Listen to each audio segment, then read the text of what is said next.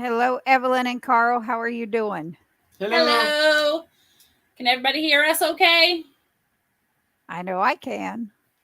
That's good enough. Yeah, we got Jason and Lisa and Lynn here so far. So we'll wait till a few more people join in. And Lynn can hear you fine. So other than me, she's the one that matters. She's there. She's faithful. She is just like you are. You guys are. She is so faithful. It's just say Andy's here. Hello, Andy. Hello, Andy. I know she can only be here a few minutes because she's got a dinner date. Woohoo! Oh well, isn't that nice?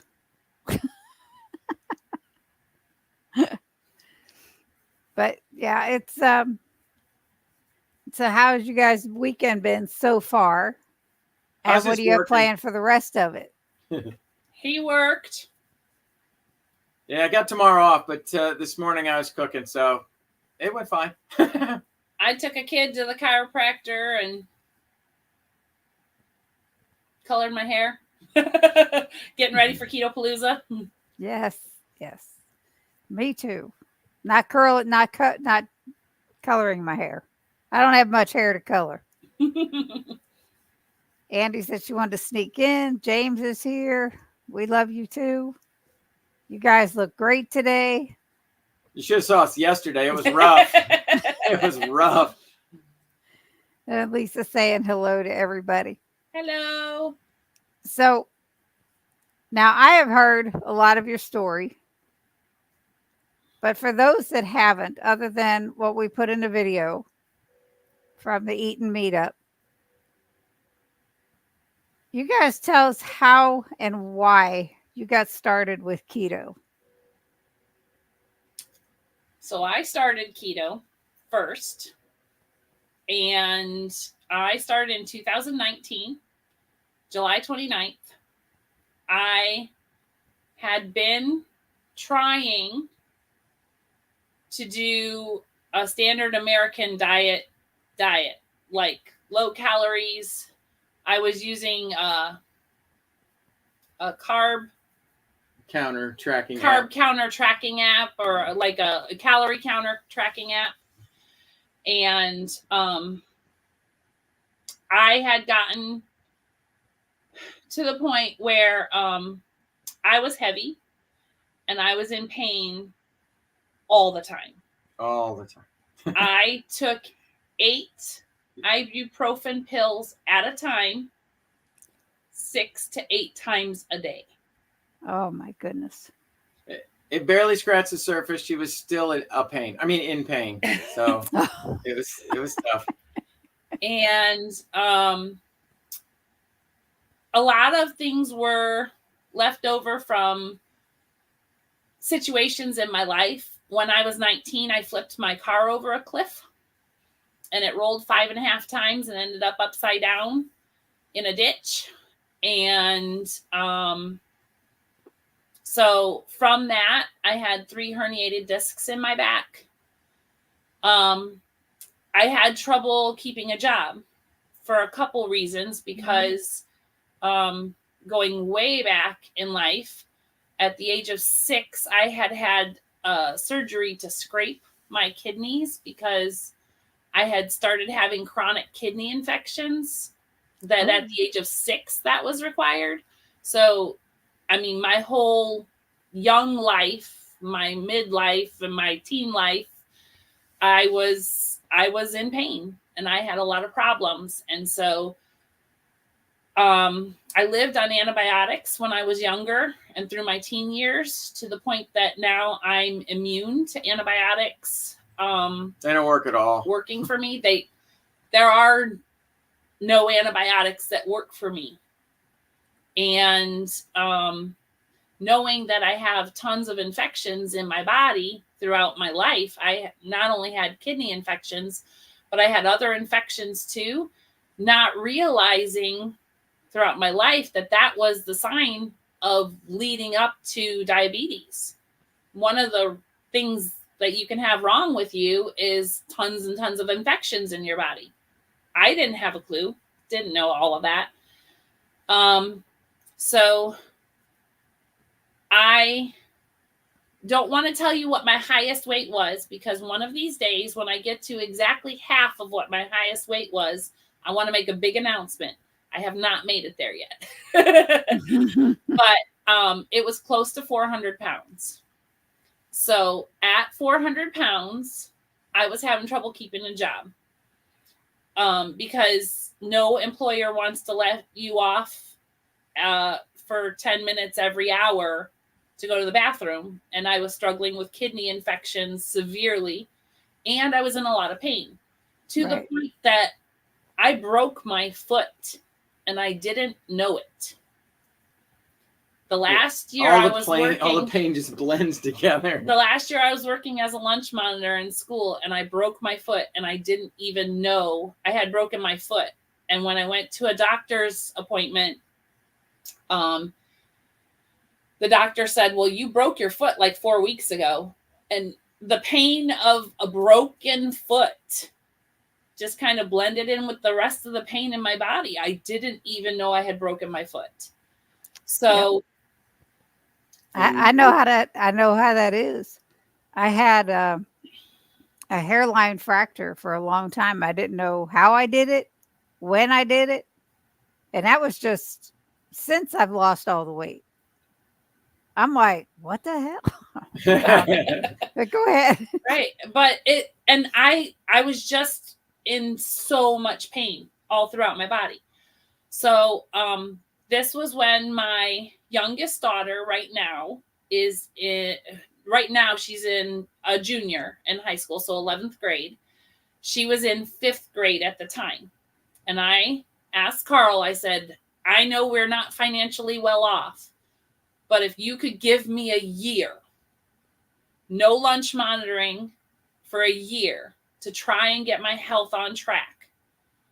If I can get my health on track in that year, I could come back and work a full-time job and actually start making some finances for the house.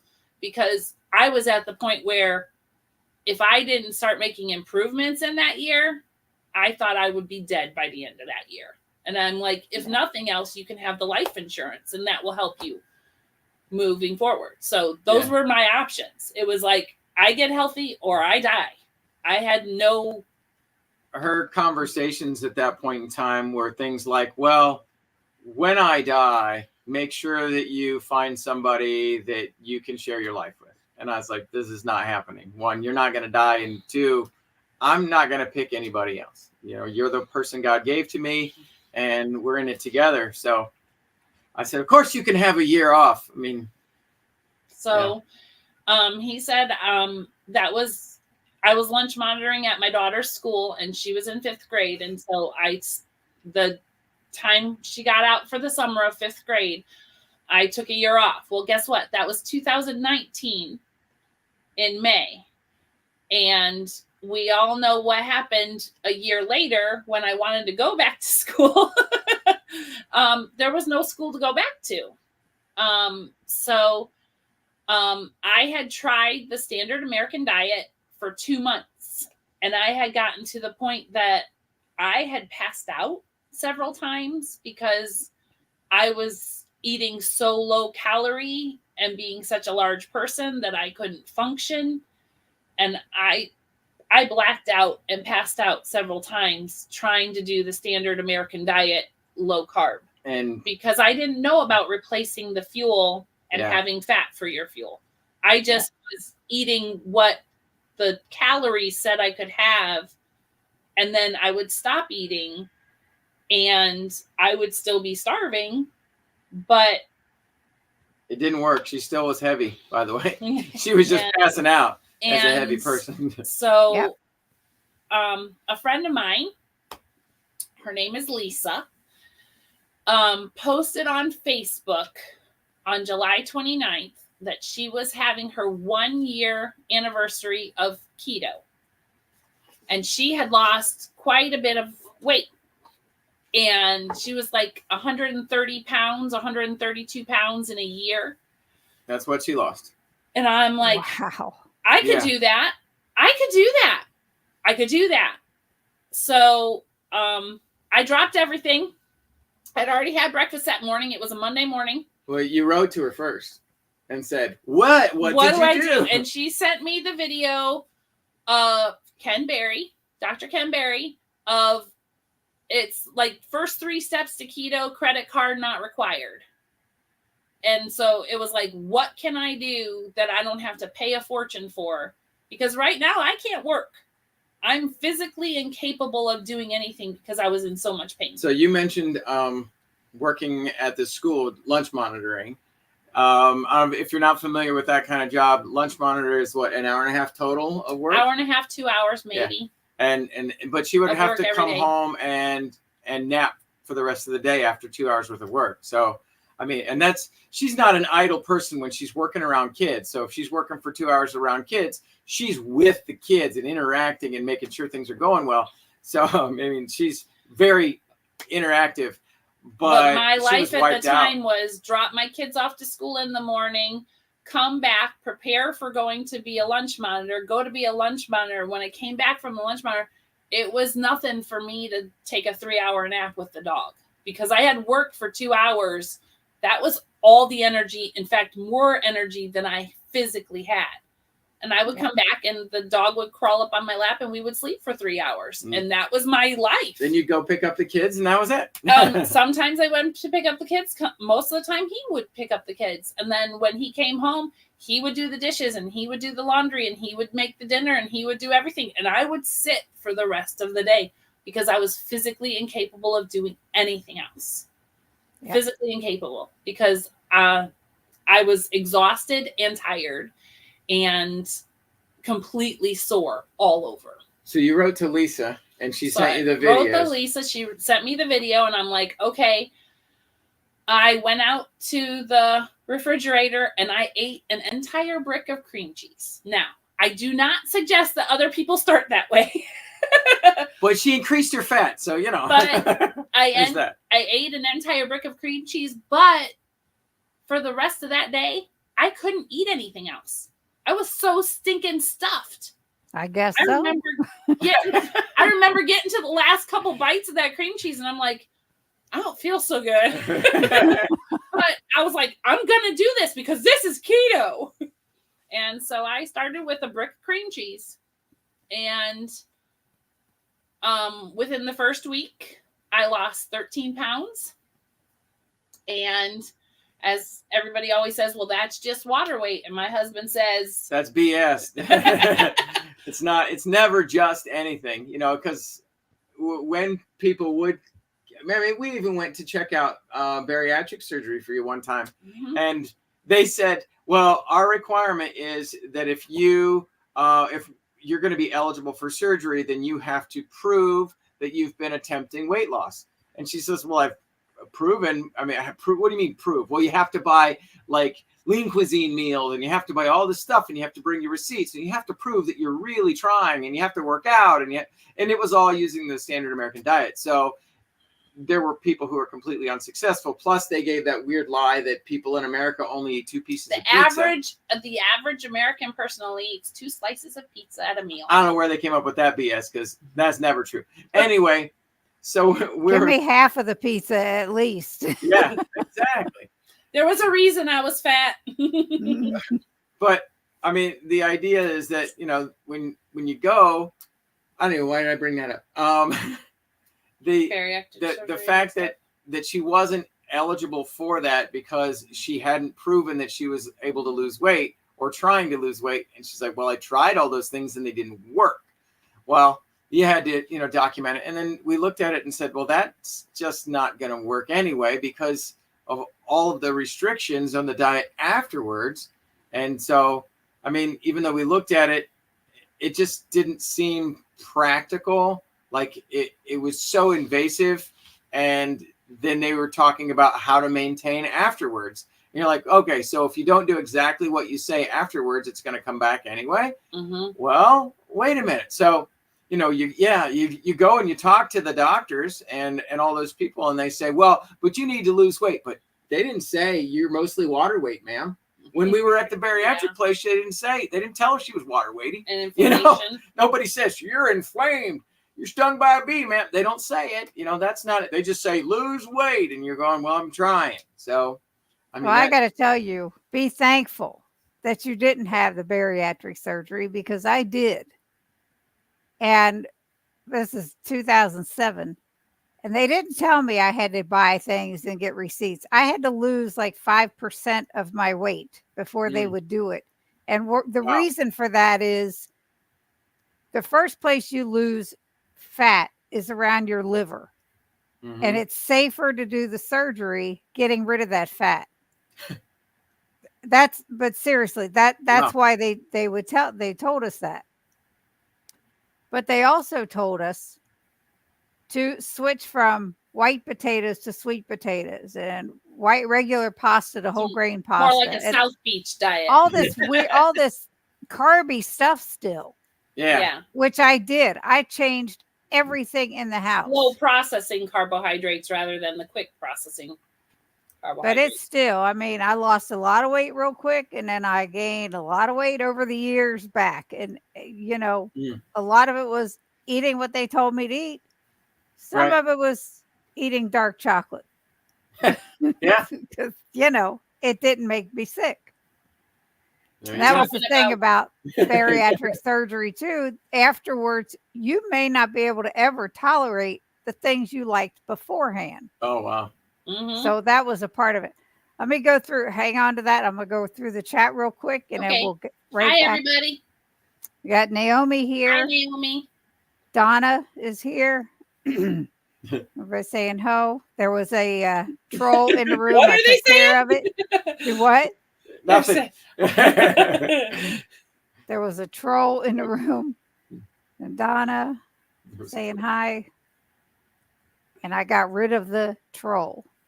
Aw. Good for you. Oh, yeah. He was commenting about gloves. I'm going to call you Harry Potter. Okay. That's all right. Everybody's saying hi. Lisa said, wow. I'm so sorry, Evelyn, says Donna. Nan is here saying hi. I have Jazzy Jude. Oh, wow. Your daughter is here. 11th grade is going well so far. Michael is in the house. Oh, my goodness, but you were sure in pain. Evelyn, I broke my foot, and it was the worst pain in my life. I sure knew it. Sorry you went through all of that. Donna said, oh, dear. Just trying to get through these real quick. Trinity saying hi to everybody. Hi, Trinity. Dr. Barry strikes again. Yes. All these. He's always comes up in conversation. Yeah.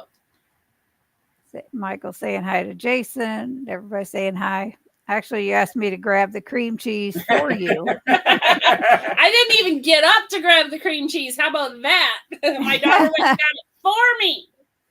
I can't even imagine eating a whole block of cream cheese. I would be like, it was keto and I had it in my house. Yep. It's what I started with. I get it. But holy. So glad you're doing well she is a ball of energy now. Saying hi. Sherry says, excuse me while I go make a creamy. I'll be right back. What flavor? Alrighty. What flavor? Oh, yeah. I was thinking I want a creamy for dinner. Is it a keto chow creamy? What flavor? We are going to have one for dinner after this. We only have one frozen in the freezer. I almost made more today, and I'm like, oh. It's all right. We'll split it. Jason said, better than a bag of Doritos. Yeah. The cream cheese.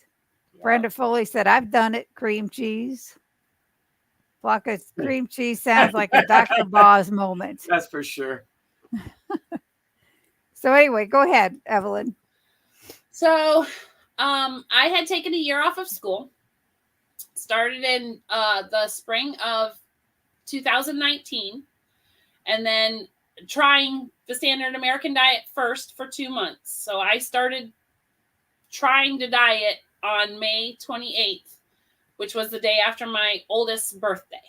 So her birthday was May 27th, and I ate all the cake and all the cookies and all the stuff. We went to Sauter Village in Pioneer Town, and they have a bakery, and I pigged out for her birthday, and I'm like, I'm starting my diet tomorrow. So I know the day after her birthday in 2019 is when I started trying to diet the standard American diet way.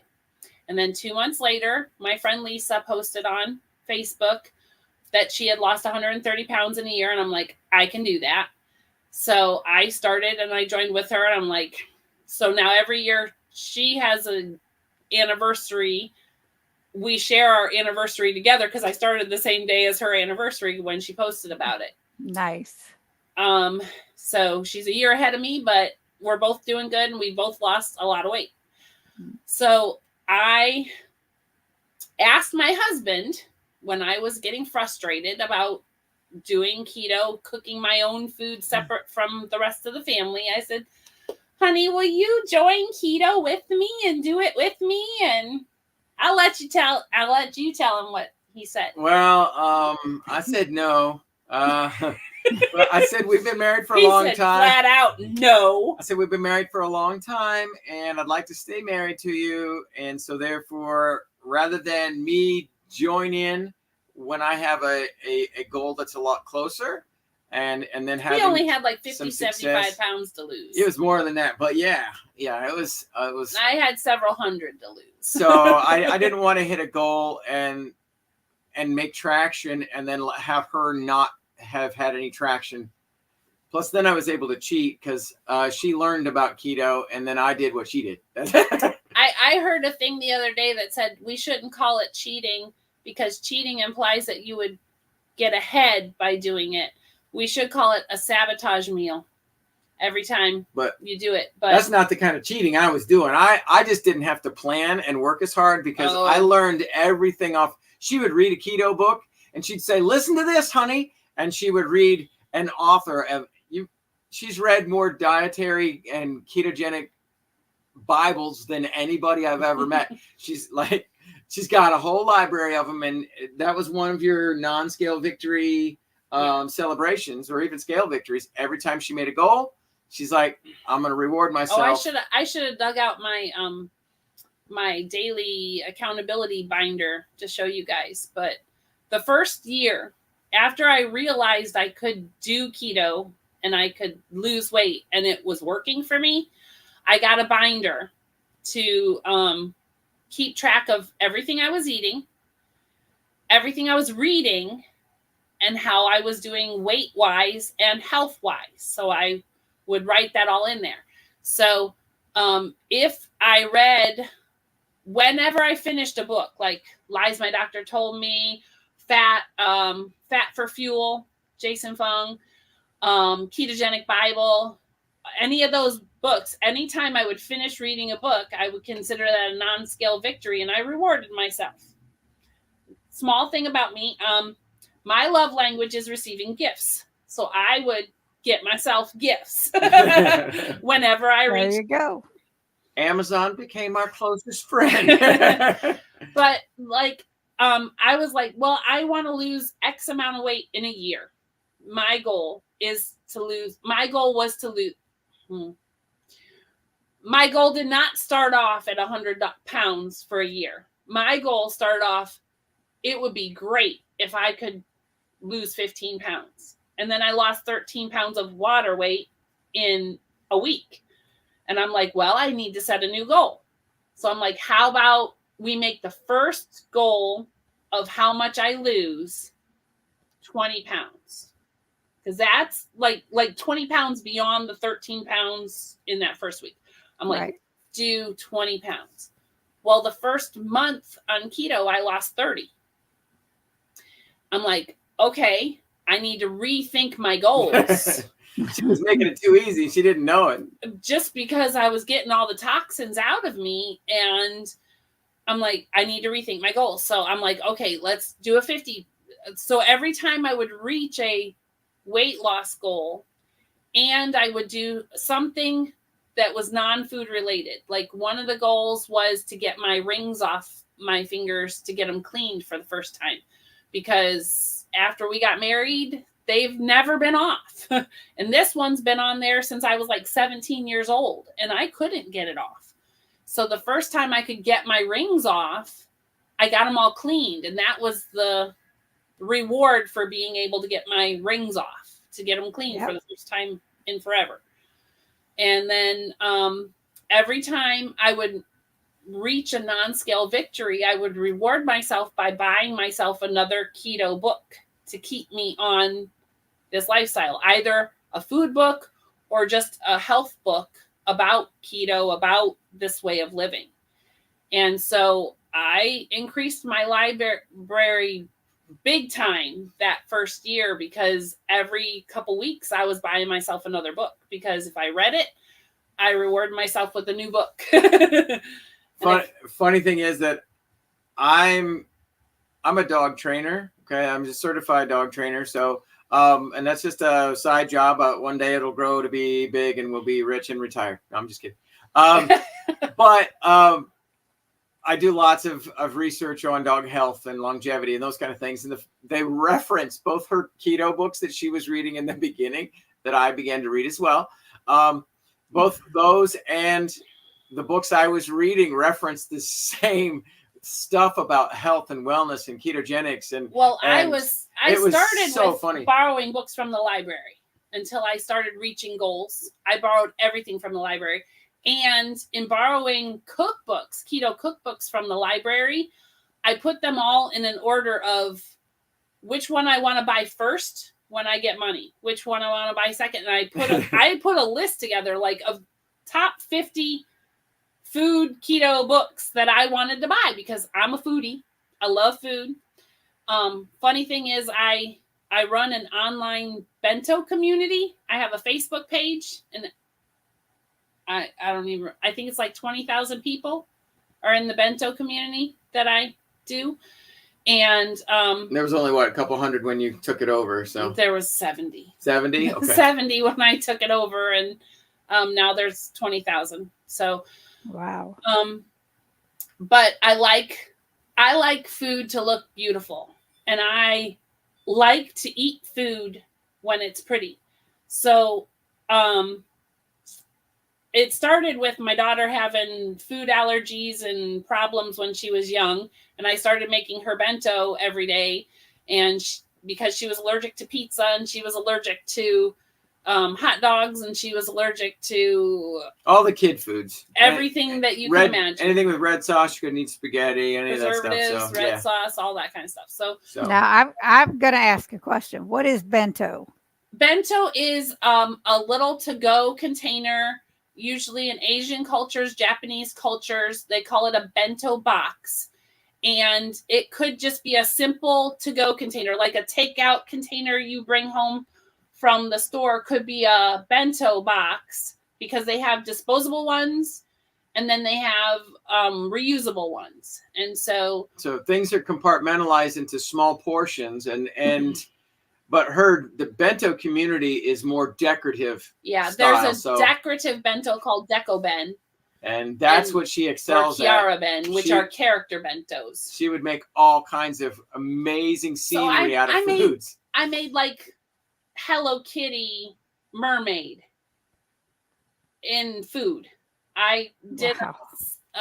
I cut seaweed to look like Ariel in the moonlight, and a shadow character over rice. And so I make flowers out of all kinds of food. My kids love something. It's like a little fish paste thing, but it makes really pretty roses. And my kids have never eaten normal foods because my daughter was always allergic to it. Like pre-kindergarten, she couldn't eat things. And when she went to school for the first time and I started packing her lunch, and she was getting lunches at school, she was getting sick all the time. So we had to take normal food off her plate. So I started packing her bento boxes with edamame beans and little fish paste. And rice molds and decorative rice molds and other things like that, and seaweed and that kind of stuff. So she was getting real whole foods. Didn't even know that was a thing. that was going to be a thing in my Right. life. But that's when I started it, when my oldest daughter was in kindergarten. So 15 years ago now, I Wow. started doing bento. So when I started eating keto, I'm like, I just can't eat a pile of eggs. I have to find a way to make it pretty for me, because that's what I love. I love pretty food. So I make pepperoni into little roses every time I put my lunch together for work nowadays. And there's a Japanese food called tamagoyaki, and tamago means egg and yaki means rolled up. So it's not an egg roll, it's an omelet that's rolled up, but it's made out of eggs. And it is one of my daughter's favorite things that I make. But I'm like, I have to find a way to make this keto because I love this. So I can't do the rice and I can't do some other stuff, but I can make tamagoyaki and I can make pretty little flowers out of pepperoni and things like that. So that was why she picked things like those food books and recipes, because she's such a foodie. She always has a new recipe, or, you know, she reads them like novels, not just, she's not making them by the hundred. She has to literally digest them by pictures and read all the recipes. And she's like, I think I found 10 new recipes for us to do. And then yeah. Well, I was sitting in the foyer waiting for her at the chiropractor this morning. I was like, looking through a Taste of Home magazine, and many people would be like, why would you even bother with that? Because it's not keto. I'm like, yes, but I can make that keto and I can make that keto. And I have a whole Pinterest board that says keto ideas, things I want to make keto. And so it was like from February or March of 2024.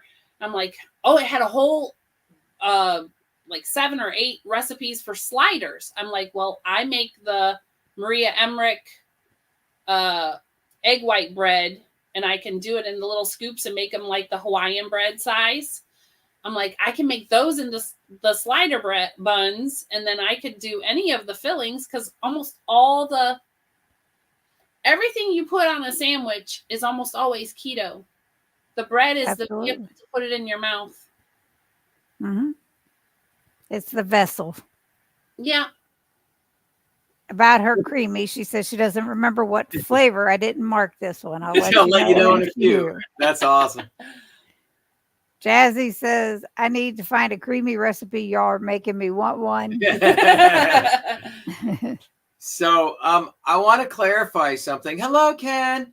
I want to clarify something. Remember when I said, no, I won't join you? There was a qualifier. I did say, you start, and then when our weight gets to the same point, I'll join you. So we did wake up one Sunday morning. We were getting ready for church, and we both stepped on the talking scale, and it shouted out our weights. And it was the 10th of a pound. It was we to were the the 10th exact of a same pound. weight. So she laughed and put my fudge in the freezer, and I started that day with her.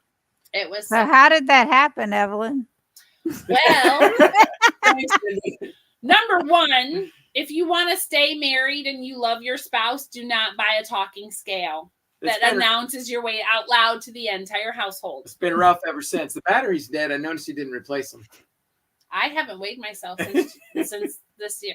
So the other reason I can't tell you what I weigh right now, because I said at the beginning I didn't want to say where I started, but I can't even tell you what I weigh right now. I have not weighed myself since the beginning of this year. December 31st was the last time I weighed myself, because it started to be a mental battle with me. And I needed to get healthier, and I needed to stop worrying about what I weighed. So in the picture, the thumbnail of this video, I was thinner than I am now, but I was not healthier than I am now. That's what it's all about. That girl in that picture in 22, she had a lot of mental anxiety, And I was fasting 2 to 3, if not 4 times a week. Long fast, like 36 hours, 72 hours every single week. If it wasn't 2 36-hour fasts, it was a 72-hour fast every week. And I was becoming obsessed with what I weighed, not my health. And in that picture, I had a huge infection in my mouth. And I know I shared a little bit about this on the other video, so I won't share too much. But basically, that scared me to no end. My mother had a cancer that ate away at her bones in her hip. And when they took a x-ray of her body, it looked like there was a black hole where her hip and her socket bone should have been. When they x-rayed my mouth, I had no jawbone. My teeth were not connected to anything but tissue. They were just floating in there. In my mouth. So I had 3 teeth that had nothing to connect to because I didn't have a bone on the top side of my mouth. It was really gross, and I don't know how graphic you want me to be, but there was pus leaking out 2 places in my mouth.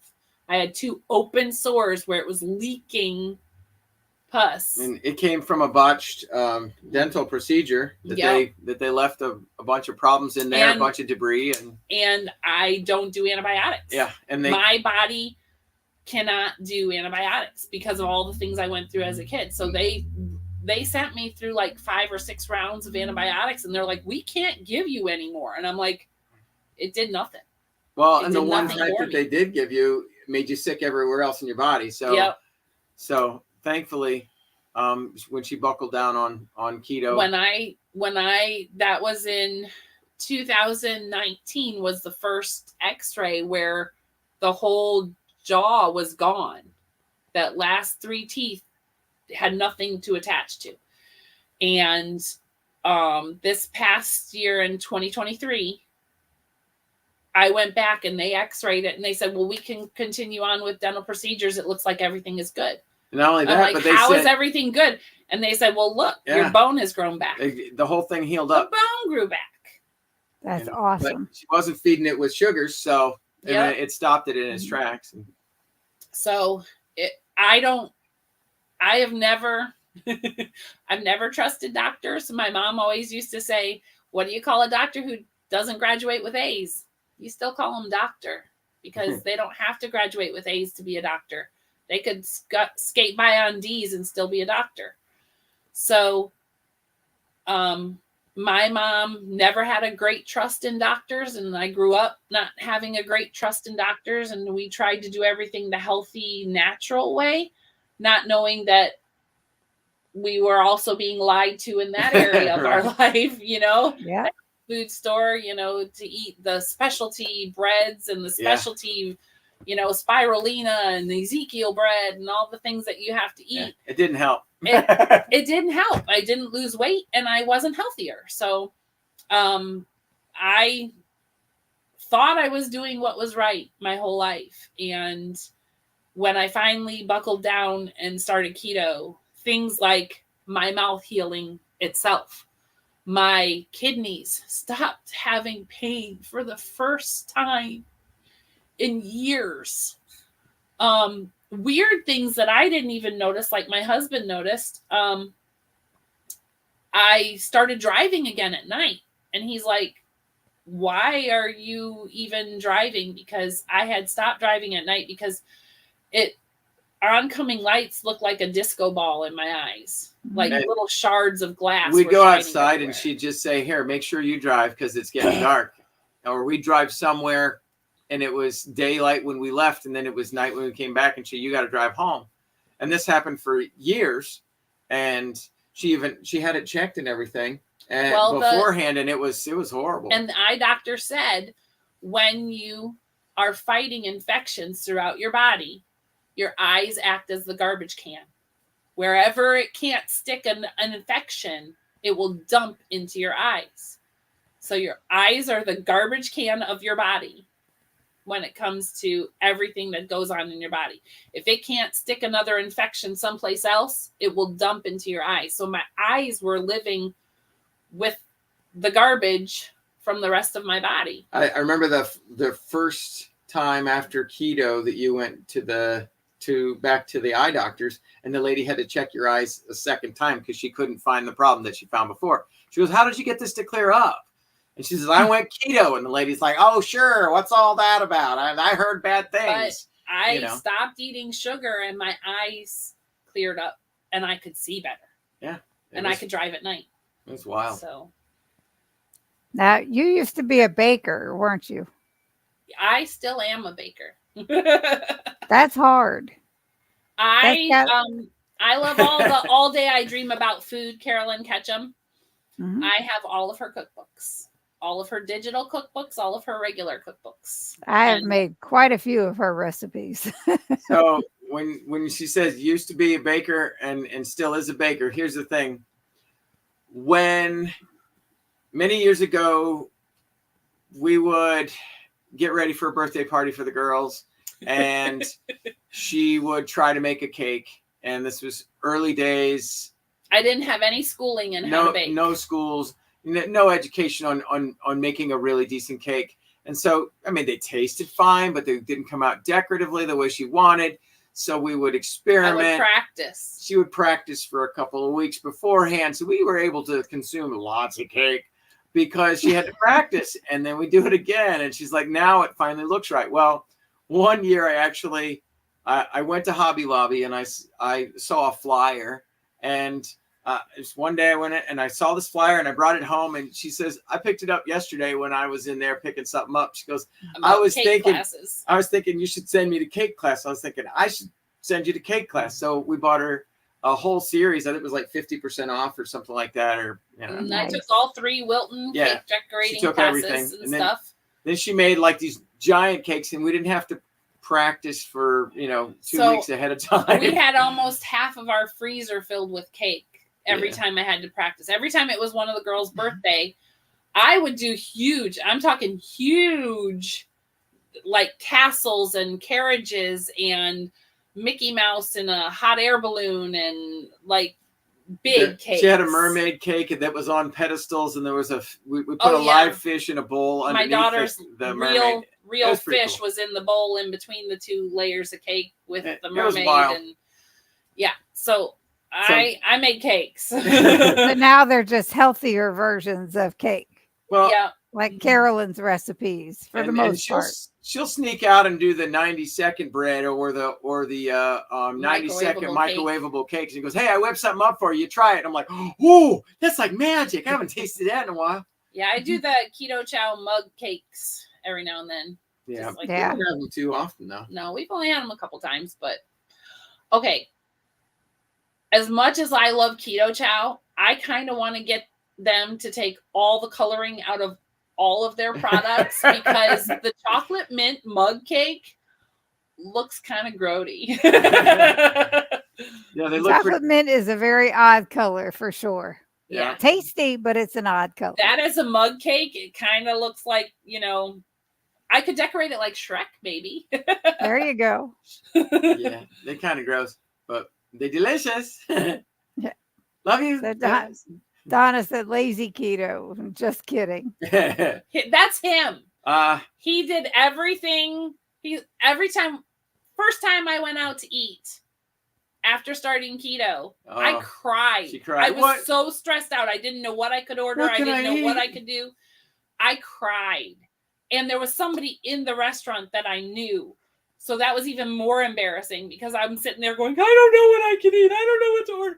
Now I have a list of every place we go, what I can order, how I can make it. And my kids were embarrassed a little while I sat and asked questions. I'm like, what is that cooked in? How can you cook this? How can you make this so that I'm not going to have an allergic reaction? What can I, and the kids were like, why do you have to ask so many questions? I'm like, because I want to live and I want to live healthy.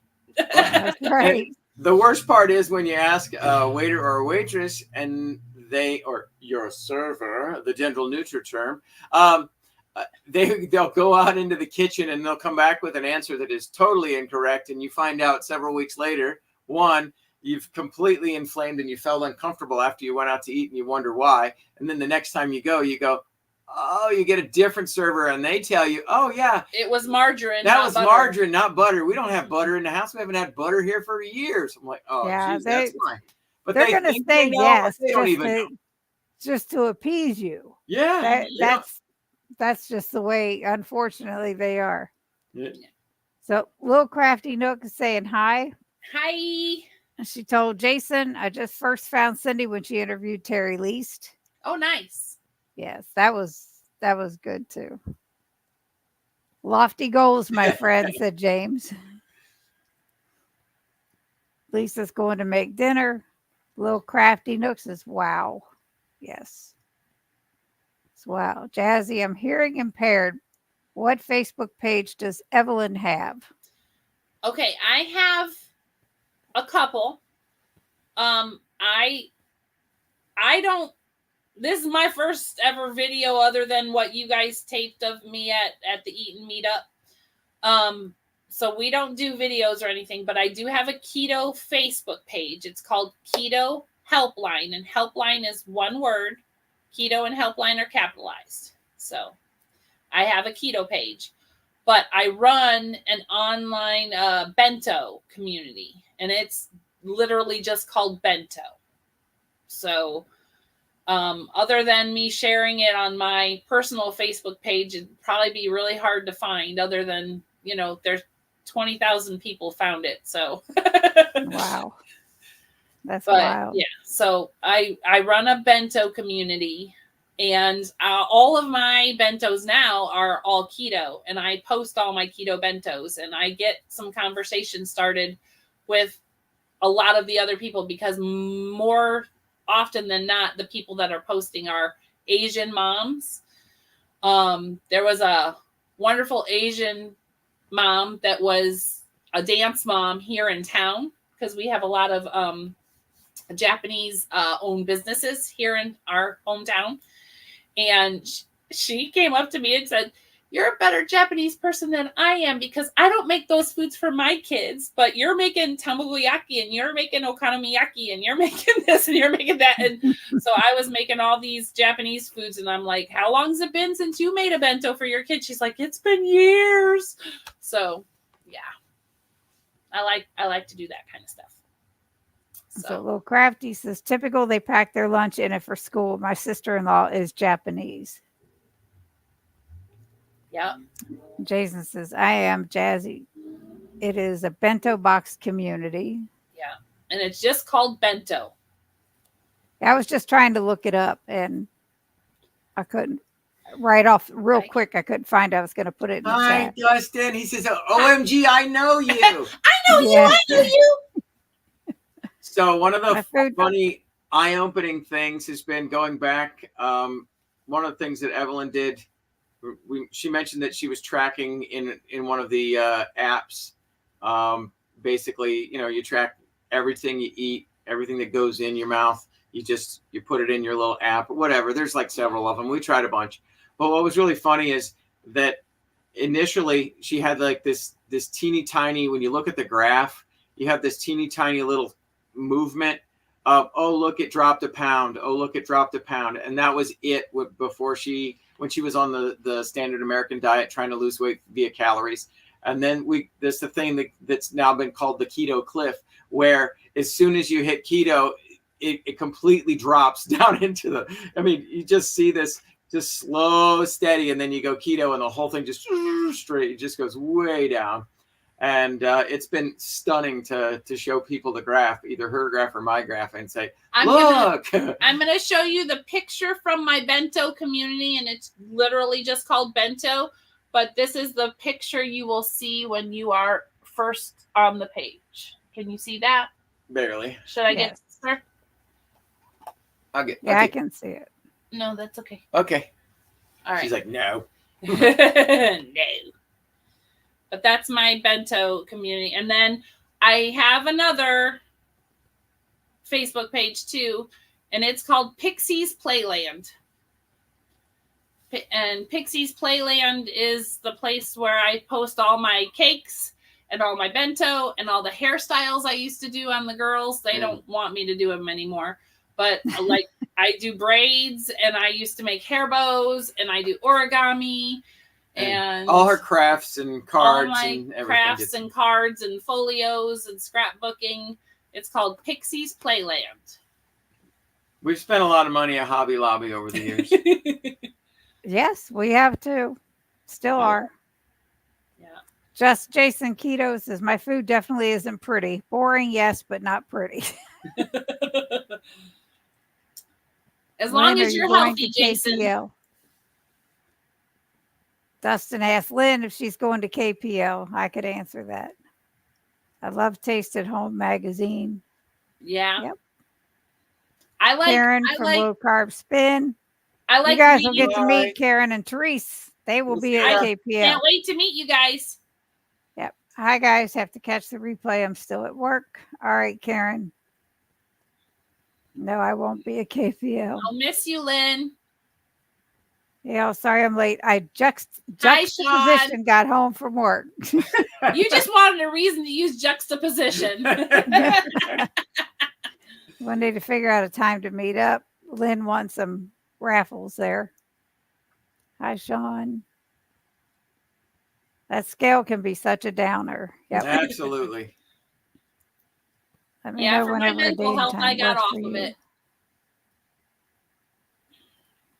Just sent Cindy a picture of the creamy peanut butter and vanilla with sugar-free chocolate chips and walnuts mixed in. Nice. With a Rachel helping of Ready Whip. There you go. Talking about Ready Whip. This is the guinea pig. This is Brian. Hi. Hi. He's in the living room watching. Dale Earnhardt story. Senior. What? His Dale Earnhardt Senior. Yes. He was a big fan. He cried when he got killed. Tooth pain is horrible. Healthy, yes. Was the botched procedure a root canal? Naomi asked. At one point we got a root canal, but it was after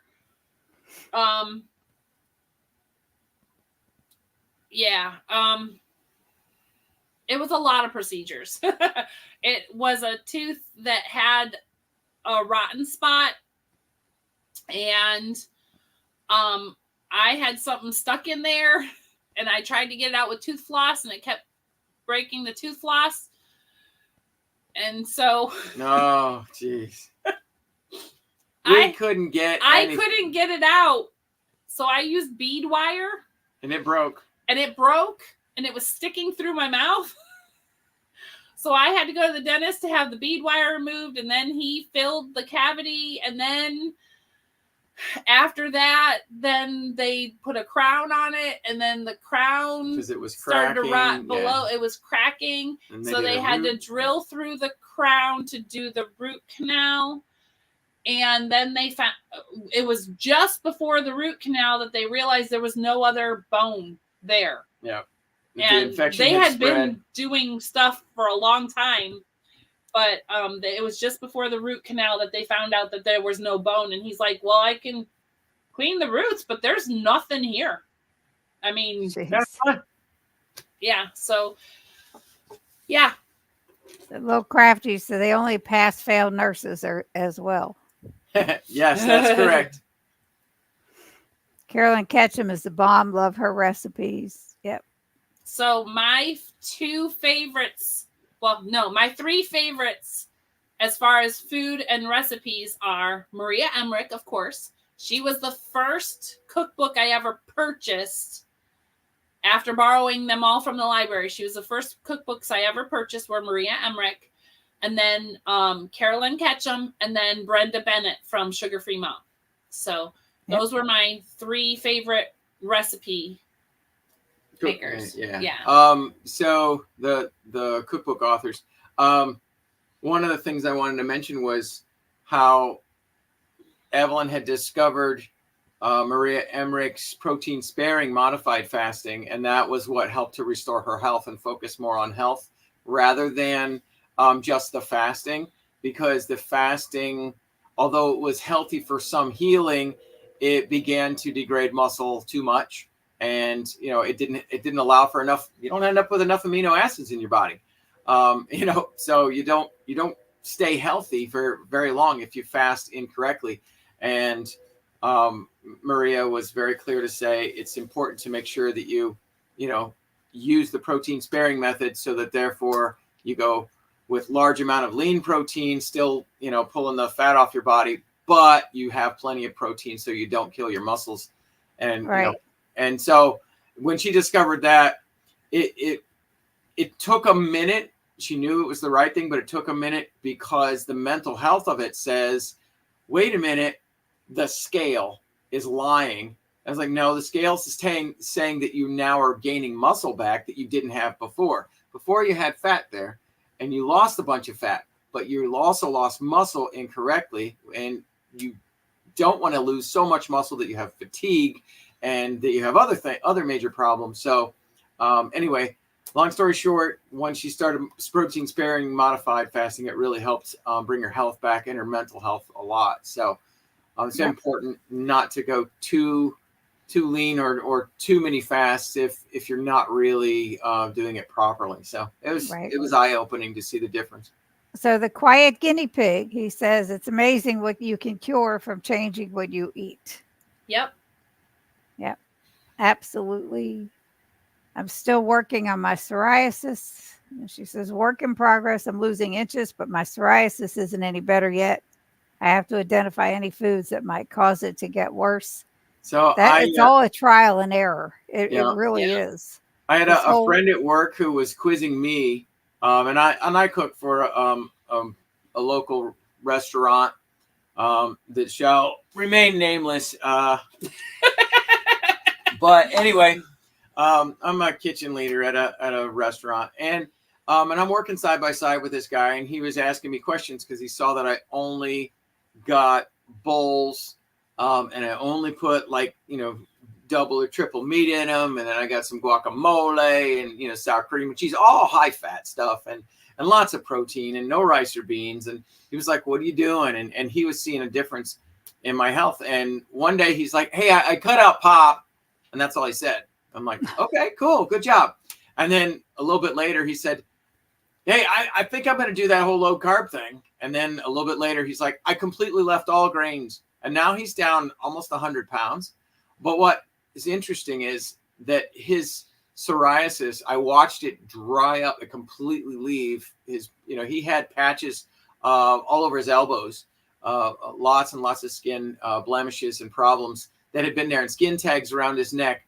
All of those things all disappeared. He had been heavy his entire life.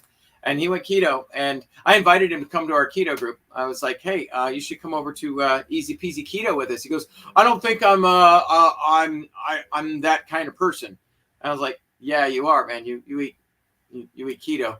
"Well, I'm not that kind of." I was like, "We're all different. Every one of us are completely different personalities, but we'll all help each other get through this, because he eats completely different than everybody he spends time with, because he figured out that when he gave it a try, it worked, and all of a sudden he's healthy for the first time in his life.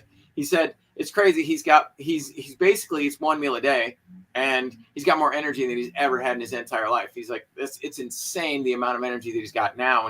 And I don't know, it was just kind of because he watched me. He didn't blatantly give me credit, but you know, it's one of those things where you just have conversations, and the next thing you know, you see people around you start to change what they do. And that's what happened. And it was kind of neat, because, you know, you just watch if people do choose to adopt what you do because they see you benefiting from it, then they really, you can start to see their health improve, you know. And I'm happy to be an influence, but I wasn't trying to be. I was just eating. I was just happy to eat. But just by showing what you were doing, you helped somebody else. He's able to eat dairy now, which he never was able to eat dairy before. Yeah, now that he's gone keto. I used to be doubled over in pain, and everybody said, "Oh, you must have that, lactose intolerance." And I said, "Oh, okay, sure. Well, maybe I do." So I cut out dairy, and yeah, sure enough, most of my flatulence went away. And I was really gassy. I grew up in a gassy house, and everybody would just blame me. I cleared out classrooms in school, in elementary school. It was nasty, Cindy. It was nasty. So she's laughing, Yuck.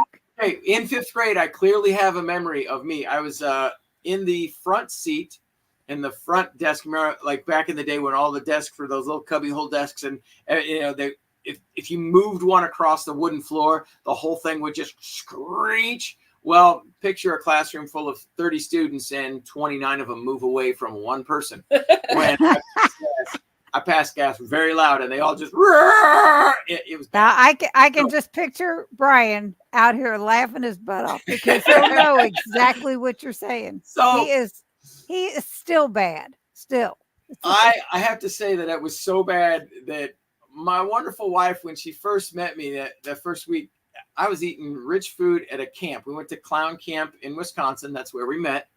And it was all college food. And it was all you can eat. So I ate as much as I could. And at the time I was a skinny little thing, just, you know, barely living. So anyways, but I ate a lot. I was like, and it was all the wrong foods, and it tore me up.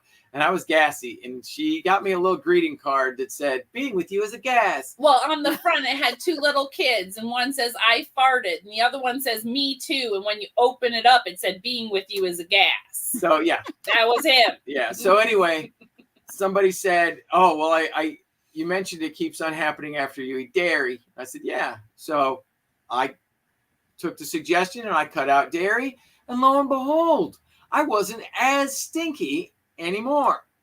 But funny thing is, when I went keto, I added, because of the fat that's in dairy, I added dairy back in, and it's not gassy anymore because I'm not so overloaded, because lactose is a sugar. I'm not so overloaded with inflammatories that I'm constantly irritated in my gut. My gut healed up, and so I'm not gassy anymore. Matter of fact, she looks at me and goes, "You haven't farted in weeks." I'm like, "It's amazing." But no, seriously, it was just my stomach healed up because of just not consuming the sugars. And now, you know, I can go ahead and eat sour cream and not be torn apart. I can have a creamy made with heavy whipping cream and not be ripped to pieces. Before, I was ripped up. So Right. it's amazing the difference. I only made those butter bites with the salted caramel. They're pretty good. But Oh, yeah, It's just chocolate funny. mint. The chocolate would be mint a butter weird bites look really bad, but they taste amazing. Yeah. So I did the fudge. The mint waffles, chocolate mint waffles. Ew. I made the fudge with lemon meringue and blueberry pie, and half lemon meringue and blueberry pie. They're colored so that when you mix them, they turn gray. Mm-hmm. And so my thing is, try the gray stuff. It's delicious. Don't believe me? Ask the dishes. It was good because you had some at the meetup. That was amazing. Yep. It's very good fudge, but it looks horrible. They need to get their Yeah. colors out of there. Yep. The chocolate mint waffles were really Have bad. we gone off on any tangents and forgot to answer anything that we were supposed to say? Who has? I am trying to get through here, see if there's any questions real quick. Wasn't a search bando, it came right up. Yay. The food for my nieces was always so elegant looking. Yep. Yep. There's Lynn some says, amazing. agreed. I love the chocolate mint keto chow, but I just can't deal with the odd color. I won't use it in For sure. recipes ever again. Yep.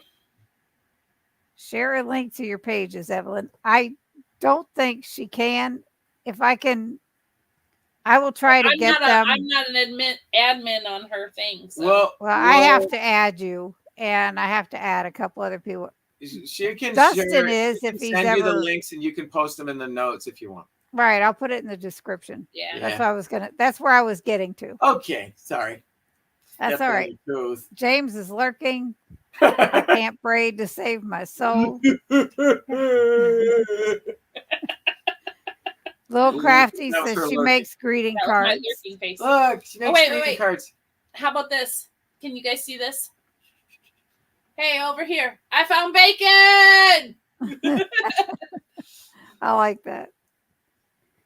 So Little Crafty Nook says, "Oh, I do that. I make greeting cards." Yay. You should trade. Be my friend. James says, "I love origami." I do origami with my little kiddos at school. You can do my hair when we have time before school sometime, as long as it's up for culinary. So my daughter's in culinary arts at Millstream, which is the local vocational school. Jason's coming down from Canada. Should be in Louisville this time 5 days from now. Yay! And I just lost it again. We're coming in early and going to dinner with Dustin on Thursday. Yep. We won't be there till Friday because we're only 2 hours away. So I couldn't see spending that extra night in that hotel because this is so the first expensive. night we're staying at the Galt House. And I'm like, oh, we didn't. The last year we walked in every day. So we didn't stay at the Galt House. 30 minutes of exercise. We had 30 minutes of exercise every morning. And we had breakfast provided for us. So now we're like, we're going to see if it's worth it to stay at the Galt House this year. If not, maybe next year, #next year. We might go back to the other hotel with the free breakfast. Yes. Lisa says, I love to look at recipes, see if I can make them keto too, Evelyn. Yeah. Nice. And Lisa also likes to crochet, which I like to crochet too. But I'm not as great as she is. I just do little things. Right. I just learned how to crochet a few years ago, and I don't do a lot of it. In fact, I have started the same Afghan or the same yarn, different Afghans, because I forget where I left off, and then I rip it all out and I start over. But that's funny. So Donna says, you both are so happy. Love to see it. Thank you. We have our days, but thank you. Oh, wait till you hear, because I want to get through these comments, and then we're going to hear about the sabotage, Evelyn. Love. I don't know. Oh, you do. He does. He does. Sounds like they should have done an extraction. Yes. Wow. Yes, they should have. Trinity says, I remember the time my mom passed out because she went on a long bike ride one day and burned all the calories she ate. Then she tried fasting the next day, and it was not good. Yep. James says, N=1. Well, nice. We're back. We're back finally home. I hope your dinner was nice. Yes. I think it was. I know it was for Susan's work. Was she getting recognized for something awesome that she did? Because she's really awesome. Mm-hmm. Well, Crafty says, yes, really bad skin tags too, along with the psoriasis. My mom had skin tags. They'll drop off eventually. It takes a bit. Yep. They always told us you are what you eat. Video on that. Dr. Barry does. He's got a video on everything. On skin tags. Lynn says, they always told us you are what you eat. I thought that was dumb, but it was back in my sad days, and now I get it. Makes so much sense now. It really matters what we eat. I eat meat. I am meat. Jay says, I've been keto almost 6 years, and no one I know has changed. Lots of people have asked what I did, but 0 people have followed. That's all you can do. I mean, if they're not going to do it, they're not going to do it. Jason, I went through a time of mully grubbing, to put it as simply as I can, mully grubbing about the fact that I didn't feel like I was influencing anybody. And somebody came out of the woodwork and said, I saw what you were doing. I didn't tell you I was doing it too, but I found my own path because of all the things that you were doing. And you helped influence me getting healthy. So you might not see the people, and they might not be all up in your face asking you questions, because that might not be the kind of people they are. But you're living your life is an influence to somebody. You are changing other people's thoughts about what is nutrition. And the person that came out of the woodwork and told you that, she and her husband both changed the way they eat, and they both do keto now. And they didn't say a word about it. They just happened to hear her story and see her food posts, because she takes a picture of her food and says, "This is what I ate today." I take a picture of everything that goes in my mouth. And they reached out to her just out of nowhere one day, and it was such a blessing, because the lady reached out like about 2 days after she was like really depressed, and saying, "Oh my gosh, I don't feel like anybody listens, even though they've asked questions. They're like, whatever. That's not for me. And then all of a sudden, this lady reached out like 2 days later and said, my husband and I are healthy now, and we weren't before. And Hi, puppy. it was wild to see that. So, Come here. are you coming up to say hi? Come here. So this is Danny's dog. This is the dog we stole from Danny. His name is Jack. You want to say hi to the people? Say hi. They're over there. Hi. Are you leaving? And he's gone. I'm sorry. Little Crafty got said you. she'll look you up, Evelyn. She says she'll look you Okay. up. Need to do something Thursday I need to at do something. JPL. I'm not that great at it. Gold House is pricey, but I like being on site so I Yeah. can bounce back to the room to relax and drop stuff off. Yeah, that's what we were hoping for. Sean's hoping to get there Thursday around 4. I'm going to be missing out on a lot, evidently. Nah, it's Still- just a day ahead. We'll fill you in. We're going to Still stay up eating late my and drink dinner, coffee Lisa and visit. says. At least that's I my only plan. like simple chain crochet because I always lose count. I get distracted too easy. I am a big lover of Afghans. Just make big blankets. Big Oh, blankets. fun.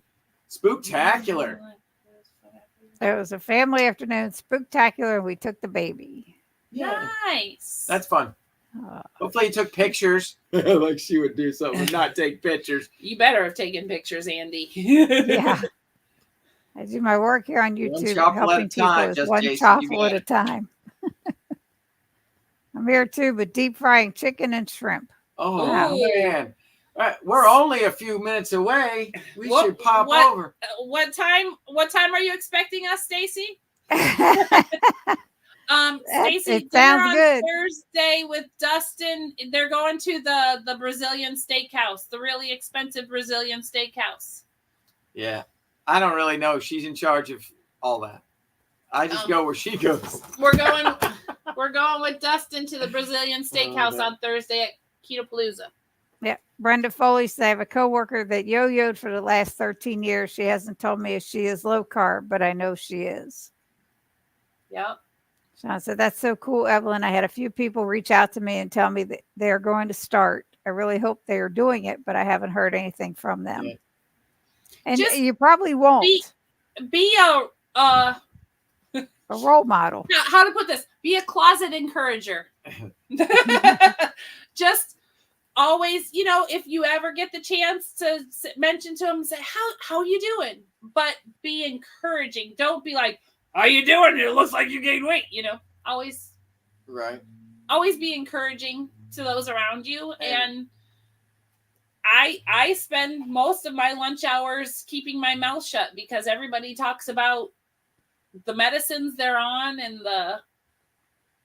I'm watching the junk they eat on a regular basis. And as I work in a school and teachers have some of the poorest health ever. Mm-hmm.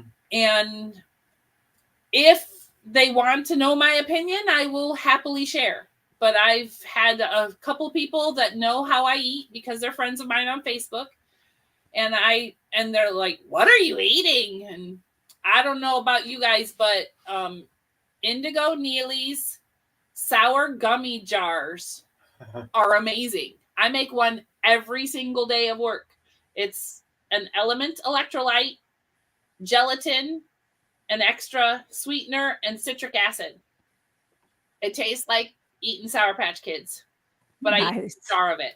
And she likes that. I don't. I mean, I like the flavor. I'm just not big on Sour Patch Kids to a fault, so not to extremes. Mm-hmm. And I saw the comment or the question about a Whippet. No, that was Jack. He's the dog that we got from Danny Beach, and he is a rat terrier, possibly.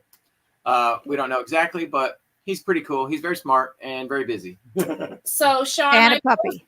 My food on my Facebook page, which is Keto Helpline. And the picture for Keto Helpline is the girl from,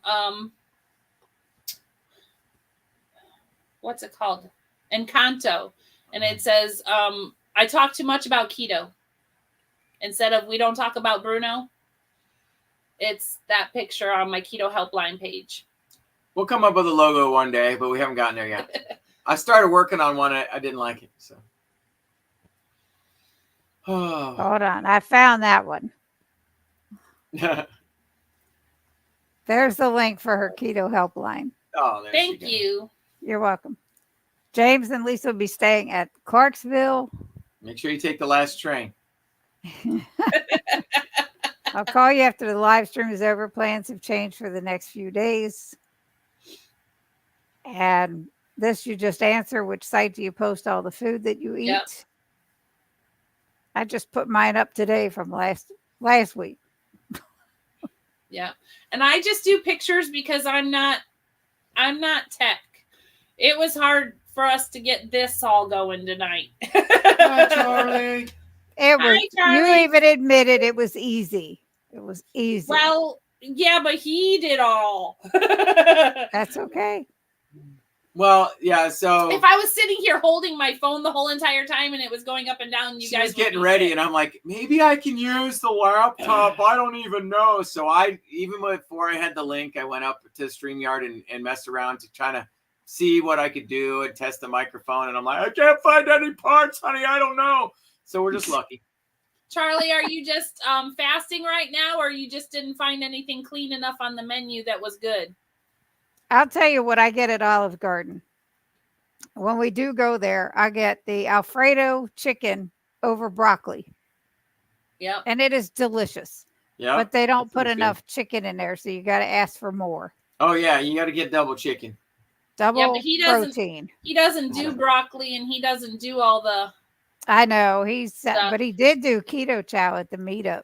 I know. Yeah, a little bit. And they give you totally nonsense facts to try to keep us shut up. Yeah. Right. That's for sure. Like waiters and servers? Yeah. Or who? So with Oh, everybody. Or doctors? Sean, yeah, I sit with a bunch of guys that think I'm rich because they eat red meat every day for lunch. They don't get that I don't have to buy all that other crap. Well, and the other thing is Yeah. that if you're filling up on red meat and fatty red meats, you're not near as hungry. I mean, I find that I'm barely eating more than a meal a day. We might have a light. I mean, sometimes it's a light snack just so we can share a meal. But half the time, we're not eating a second meal. Yeah. So it's like, all right, I'm done. We get home and he's like, "Are you eating tonight?" I'm like, "I don't know. It depends." Yeah, we're on such totally different food schedules because her Yeah. work and my work are different eating times. But also, we're just not. I'm not eating late in the evening. So if I do something, I'll go outside and I'll grill a whole bunch of meats for the next couple of days. That way, she can take some to work, and then I can have a steak with some butter on it, and that's all I'll have for dinner. You can cut cold hamburgers into long, skinny strips, and they're just like eating a French fry, but it's a hamburger. It looks like a French fry, sounds good. but it's a hamburger. Oh, You he's correcting don't have Charlie. to pick on Charlie. It doesn't matter to me. I wouldn't have corrected you, Charlie. Oh. But my daughter's getting you in line there. I love you, Trinity. Jerry found your keto helpline. That Yay. would have been funny if my granddaughter was in here too. Just followed it. Awesome, Sean. Thank you. Kroger has a sale on bone-in ribeyes, $9.99 a pound. We'll be doing one steak a day until KPL. There you go. That sounds good, Charlie. Yeah. We don't have what I consider clean enough microwave at my work that I can have warm food anymore.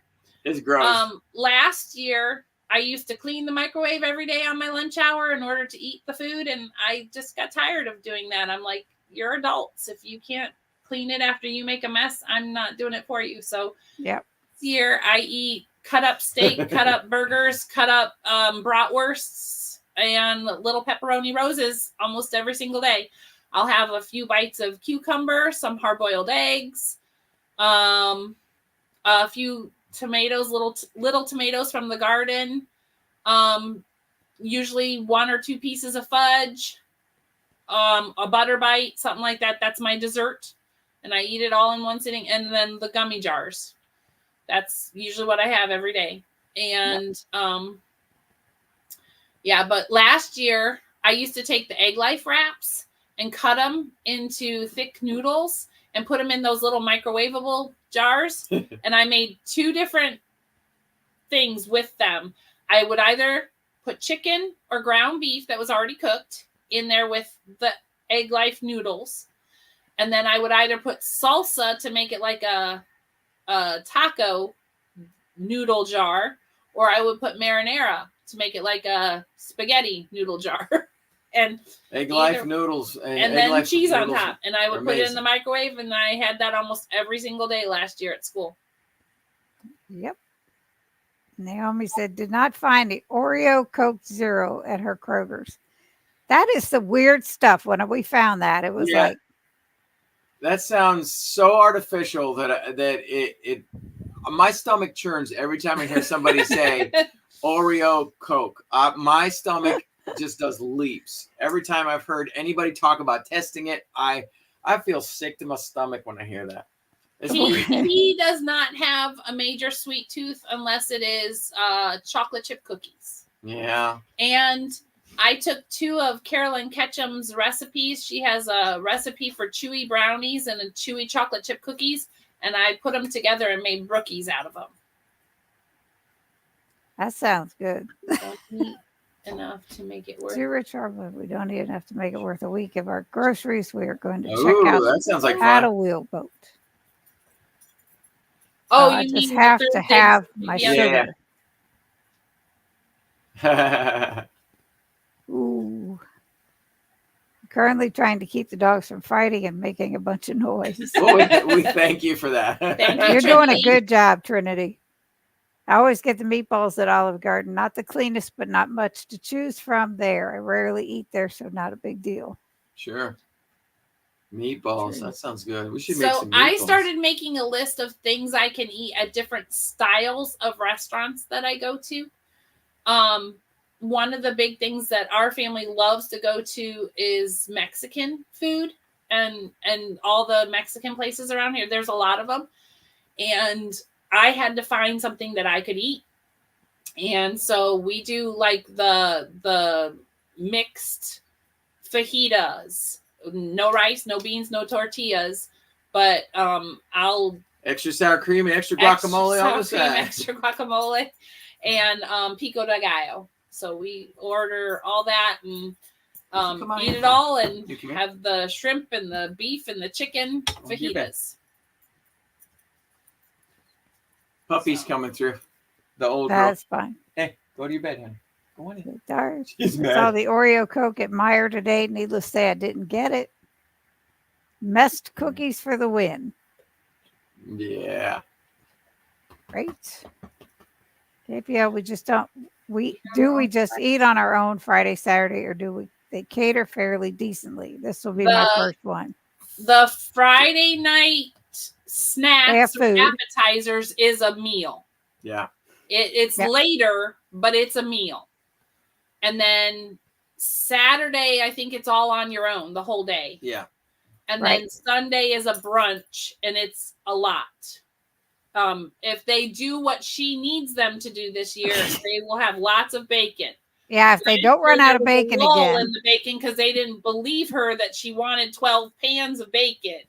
But there's a lot of food.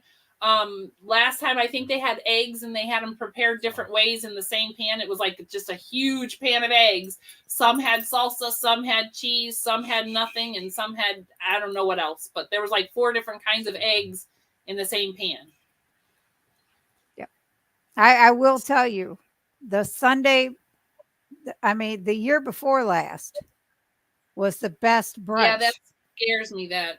It was really good 2 years ago. We'll go with a big group on Saturday to the Brazilian Steakhouse. Sherry? I'm thinking you guys are going to eat all the food on Saturday and I'm not going to get any. So, We're going on Thursday. That many people, it also is very kind of scary for me. Yes, we did that last year. We went on Saturday and Debbie and I said, we're not going to go this year because it's too pricey and I can't eat a whole lot for that kind of money. And she doesn't enjoy it. So I'm packing snacky things like cans of chicken, cans of tuna for lunch on Saturday. And then we thought we would just walk down to Chipotle or one of the restaurants. They've got one of the easy ones. They've got a lot of really quick, easy restaurants just down the Couple street. blocks away. Yeah, for dinner. Yeah. Yeah. Yeah. We'll My get friend something wanted like margaritas out of Mexican restaurant, so I opted for the fajitas. yeah, absolutely. Thinking high will be 60 on Saturday. Cooler after dark. Bundle up, everybody. Oh yeah, it is October. Hard to cater for a bag of bacon locusts. Plague of bacon locusts. Nice. You're correct. Oh my God, I remember when they ran out of bacon. Yeah, it was crazy. Evelyn, it's exactly what I do with my ground beef. Beef fries, they're great cold too. Yep. Mm-hmm. Cooler after dark. Yep. We left early on Sunday last year, but we should be able to stick around for brunch this year. Yes, Jason, you missed everything if you left early on Sunday. Is the Groupon for Saturday at the Brazilian Steakhouse still open? I don't know. Go to the Keto Palooza page, and they had a post about the everybody meeting there on Saturday. James, what's his name? James, somebody is putting that together. What? Yeah, there's not too many. There's not like Okay. hundreds of posts on the page, so you should be able to find it. Right. Yes, it's unseasonably hot here this week in the Bay Area. I'm getting ready to go square dancing. Nice. Yeah. Waiting till Sounds like later, fun. so it's at least a bit cooler. That sounds fun. 100 for carnivores going to an all-you-can-eat steakhouse. Did anyone warn these people? Yeah, don't that's know. what I wondered too. Yeah. That's why I'm we're sure going to they're eat it all fully on aware. Thursday. Definitely So, going to try meat fries. Hello. Hello, Sister Winnie. So a couple of interesting stories. Let me think here. One was, if you've ever been to a giant meetup that is inspirational like Keto Palooza, those of you who have gone, you'll understand. But you're very empowered after going to an entire day of workshops and health coach shops and listening to doctors and getting answers. And then Sunday on our drive home, we were just a few miles away from the getting home here in Findlay, Ohio. And as we're driving along, we get a phone call from our oldest daughter that says, "I'm really concerned about Grandpa. We went over to see him, and he doesn't look so good." She had been helping him do his grocery shopping, and then she said he doesn't look good. So I said, "All right, well, we'll go and see him when we get in town." And we went in, and he didn't look good. And we put him through the quizzes. You know, we're not health professionals, but we put him through the quizzes that they say online that there would be signs of a stroke. And Because we thought he had a stroke. And he didn't really pass, but he didn't fail either. So we were concerned. But at the same time, we're like, well, they say if you're concerned with a stroke, get him to the hospital, right? It's like, well, I don't think it's a stroke, but we'll see, right? So I say, we help him out. We get him comfortable. And we say, Dad, well, my dad was 84 at the time. Okay, so we put him down. No, you didn't put him down. I stayed with him pretty late that night. And then the next morning, I took him to the doctor. We called his personal physician and also went to the hospital. And they admitted him. He was in there for a very long time. They did many tests over the period of the entire week as he was stayed in the hospital. They kept trying to figure out what was wrong and to see if he did have a stroke because they still weren't sure as to what had happened. Well, he had been fighting what they thought was pneumonia. So in other words, they did not perform a proper test because they said, you might have pneumonia. And that's where they left it with him. So anyway, he had pneumonia. Wow. They verified it. And his lungs were full of water and they had so much fluid in there, besides the fact that he's a type 2 diabetic and was extremely inflamed. So they had to intubate him, pull the water off his lungs. They put him on dialysis for the first time, and they should have possibly put him on dialysis before this. Well, during this whole time, we were visiting with him and working with him in the hospital and arguing with all of the dietitians because they were trying to kill him because, well, your chart says you have to have insulin right now. So they would give him insulin, and his without sugar, checking him. Yeah, they didn't check the blood sugar because it didn't say to do that in the chart. So it would drop to the toilet, and they were like, "Oh no, your sugars are too low." And then they would inject him with sugar. They would inject him full of glucose, and then they kept doing this back and forth. Right? Anyway, I was arguing with people. It was not a fun time. But the interesting thing was, we quizzed him and asked him if he was willing to go keto. Evelyn says, "Are you willing to try my way of eating?" I asked you several years ago, and you said no, but now I'm asking again. And he said yes. She says, I'm holding you to it. That was before he was put on the breathing machine. Yeah. And when he was feeling like poop. And I said, are you willing to give it a try? If you survive this trip to the hospital, are you willing to give it a try? And he agreed. I said, I'm going to hold you to that. So we went to the house and we cleared out all the junk food. And I even found stuff hot. Fridge and freezer and pantry. I found sugar in the back of the cabinet later, which shouldn't have been used anyway. Stuff was old. Dad doesn't bake. I printed out a list of what he could and couldn't eat. And it had 3 different levels. It said green light, eat as much of this as you want. Yellow light, eat with caution. Red light, if you're going to eat it, only eat it like once or twice a year. He went to a nursing home to get, after they finally released him from the hospital, he was in the nursing home for several weeks. Yeah, they put him there to get stronger. We, again, argued with the dietitians because they kept overloading him with sugars.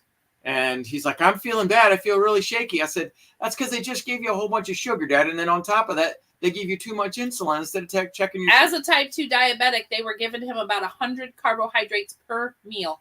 At a minimum. I did snacks. I looked at his plate. I would take pictures of his plates, and I was like, "There, I guarantee you, that's 300 grams of carbs. That's insane." So we argued with them as well. We caused a lot of problems. Anyway, when he finally made it out of there, I had to retrofit his house with all kinds of stuff. But anyway, he finally made it out of there. We taught him how to go keto and went over and cooked for him. I was rotten for him on the last day he was leaving the nursing home.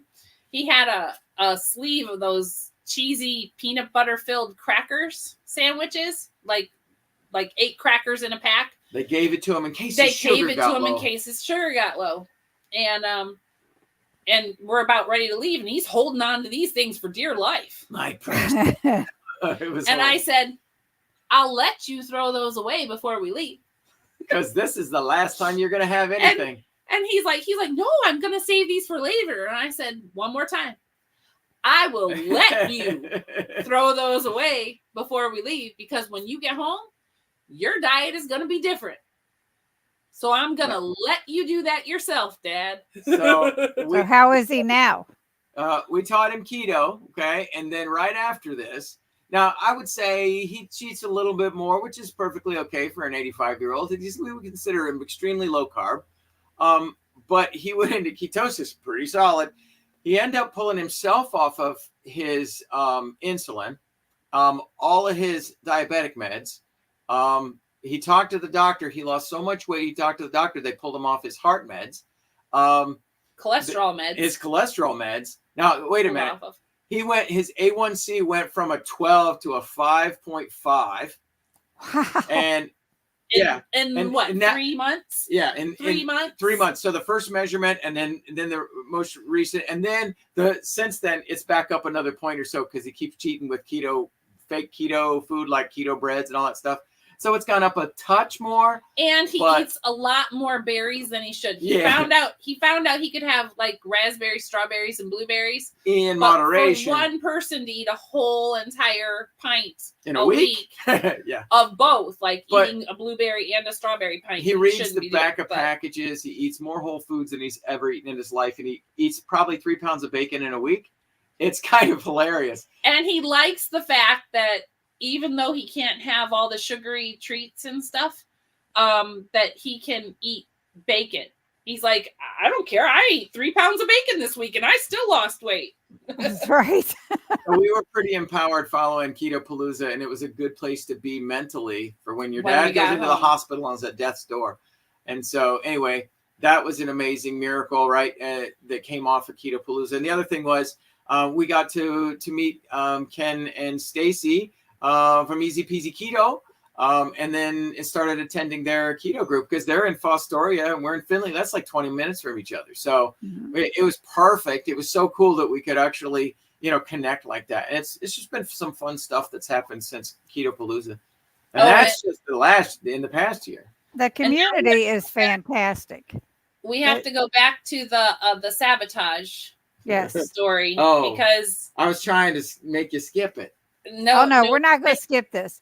This is going to lead up to when they said that he was weighing really close to her for him to start keto. So, I had done keto.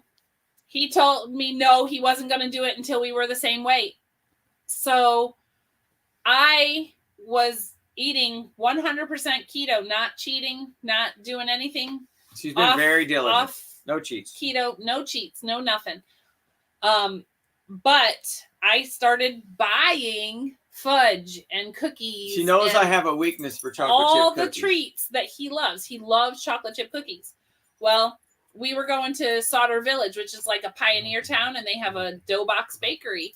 And at the dough box bakery, I would buy him like a whole plate of cookies and give it to him. And I would buy him all the goodies when I go visit Amish country and stuff. And I'd bring all this stuff home. And he had to put a brick of fudge into the freezer the day we both weighed the same because I wanted him to start gaining weight so that we met sooner because he wasn't going to join me until we were the same weight. And so I was secretly bringing home all these goodies so that he was getting fatter while I was losing weight so that we would meet sooner. And I was oblivious. I had no idea. I just thought she loved me. And she knew that the way to my heart was through my very giant probably stomach. Gained 10 or 15 pounds. I did. Yeah, for sure. That was when you said that at the Eaton meetup. I laughed so hard I just couldn't. It's like you had to tell. I was fattening him up so he would join me sooner. Great. It worked. And the weird thing was that morning we weighed in at the exact 10th of a pound. To the 10th of a pound. And yeah, so. And then you were doomed, Carl. That was it. That was September 1st, 2020. So I had been doing it since July 29th, 2019 by myself. And on September 1st, 2020, he joined me. Yep. He has. And I started mine September 27th of 2020. Okay. Brian started about 2 weeks later. 2 weeks, huh? He held out. You could have shortened his time by giving him sweets. Oh, wait. No, that would have killed him. He's type 1. I know. That's bad. When you were talking about the 100 carbs, when we were still in New Hampshire, his endocrinologist kept saying, you need carbs. When after he started keto, his A1C was 7.9. Mm-hmm. When I first met him, it was like 17. Wow. 20 years ago. He was out of control. Absolutely out of control. So when we were blessed ready to to move long enough to marry you. It's like, is that good or bad? No, he's a great guy. I must say that. But he went to his doctor, and this was in 2020.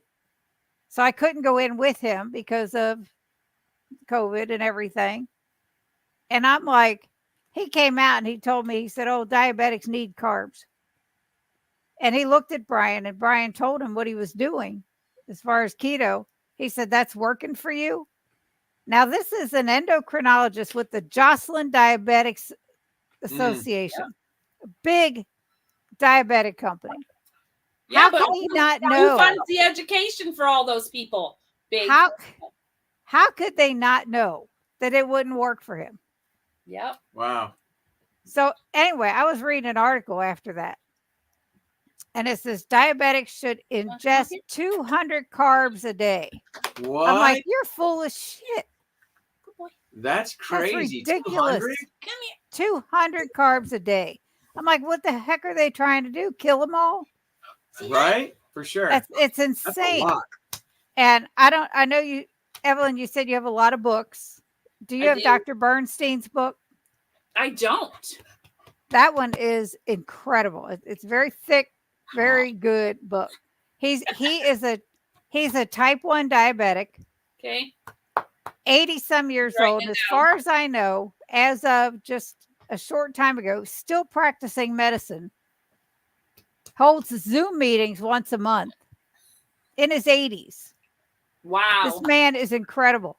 But in this book, and I got it for Brian to read. He didn't want to read it. So I started reading it, and I'd read parts of it out loud. And there was one part of it that really stuck. It said, whether you are diabetic or not, the more insulin you have to inject or the more insulin your body has to produce, the more damage it does to all your organs in your body. Yep. So, I mean, that was like the ding, ding, ding that Brian needed to hear to get him to start with me. Yeah. Because it was like with him. Now, I said it when we moved, but when we were moving to Kentucky, his A1C was 7.9. Okay. It's been holding steady at 6.4. Nice. You know, so that's Dr. Bernstein's Diabetes Solution. Is that his main book? Okay. I have a bookmark on Amazon, so we'll have to get that here soon. One of the books I was reading was Dr. Mercola, Mercola, Dr. Mercola. And I was reading it, and he saw it. I had borrowed it from the library, and he saw it sitting on the table, and he's like, what are you reading Dr. Mercola for? Because he started following Dr. Mercola because of all the dog health things that he was doing related to food. And I guess there's a holistic veterinarian that was working with Dr. Mercola and writing a full, like a pet blog about nutrition and everything. So I was always on his blog site looking at all the stuff and seeing all the stuff around it. So I started reading it about health for humans, and he was reading it about health for dogs. And we had similar interests in this one particular person, but yeah, just amazing.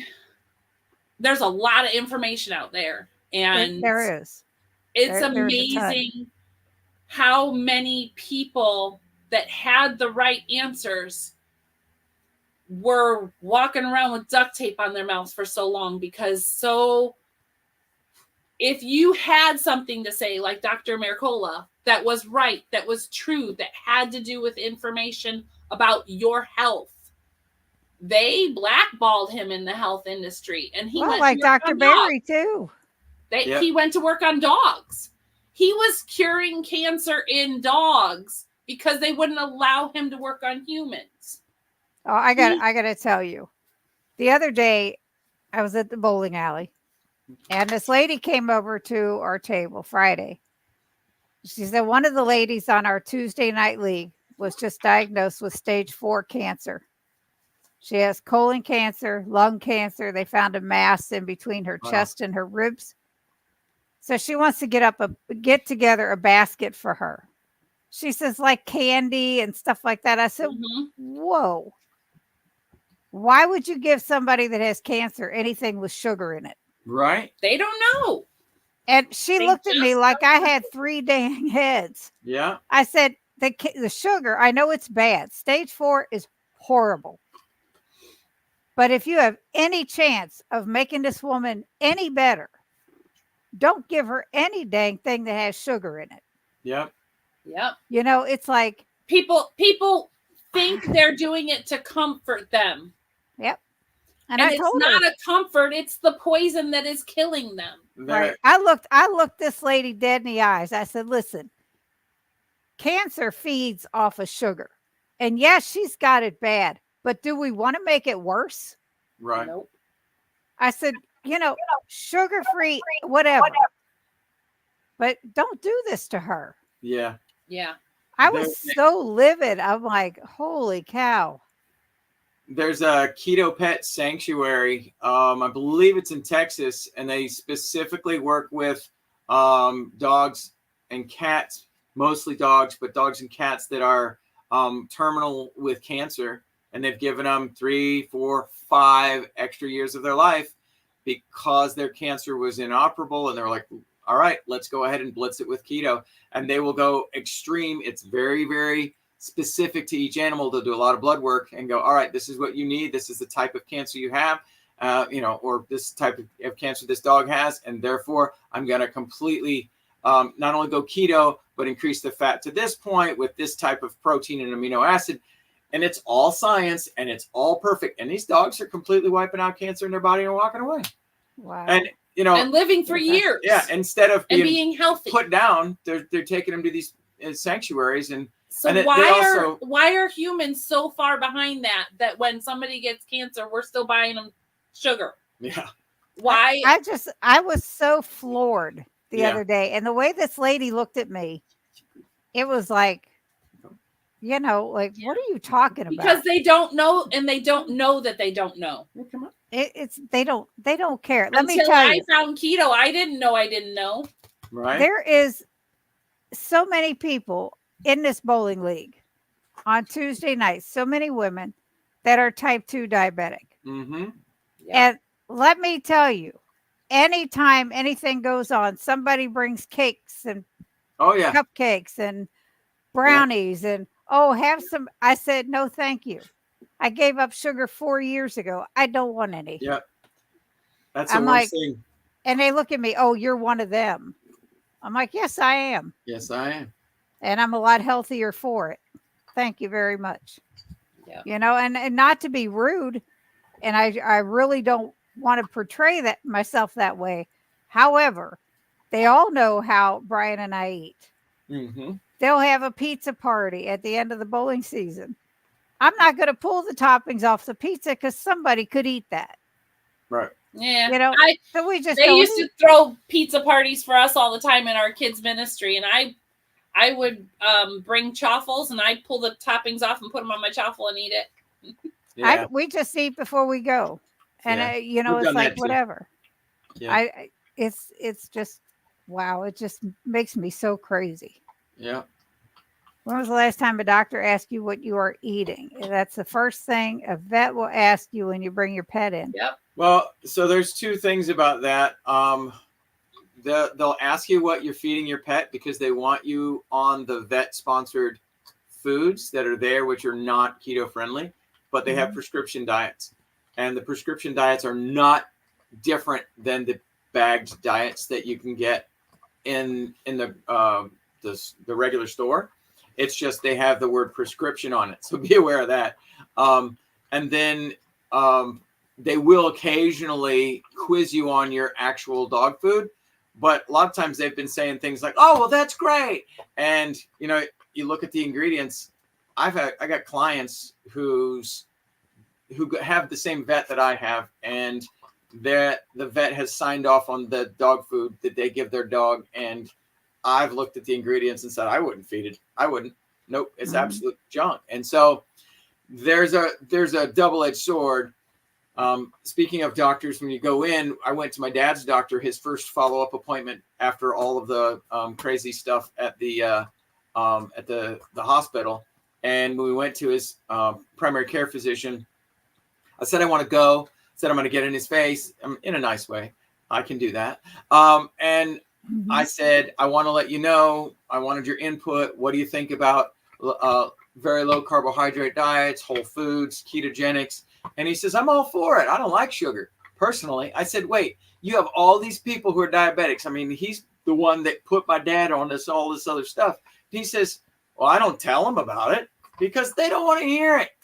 So, but me personally, I'm all for it. Whatever you're doing that has made him this healthy, keep going. And I'll back it 100%, which is not the response I expected from him. But the problem was that he wasn't proactive with his own clients and his own patients. It's like, come on, he could have been, but he wasn't.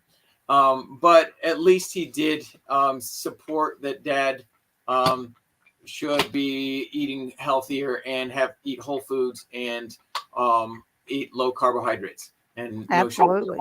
The other thing was that he put him on a CGM for the first time, continuous glucose monitor.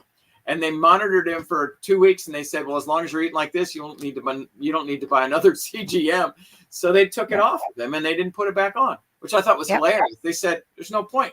As long as you stay that way, then there will be no anomalies. You're going to be perfect. And I was like, that's pretty cool that he beat the CGM and they pulled it off of him. At the age of 85, he mowed his yard for the first time in over 2 years because he had plenty of energy and could do it himself. Yeah. And he hadn't been able to do that before.